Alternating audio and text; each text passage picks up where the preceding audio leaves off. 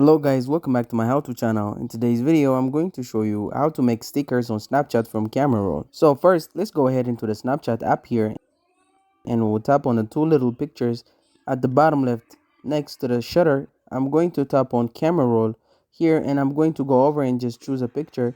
If I wanted to create a sticker out of this, I can tap on that little drop down arrow here and then you can see the scissors. Just tap on that and it will automatically detect what you might want to create a sticker from, or you can also just use your finger to kind of outline exactly what you want to get back into the sticker. You can outline exactly what you want that sticker to be, and then you can see at the top right it saves it to your stickers. So you can tap on that little scissors icon and you can always go back and use that sticker no matter what if you are on your future snaps or future photo videos, any of that stuff, you can always add in those snaps from the stickers. So that's it. Thank you guys for watching this video.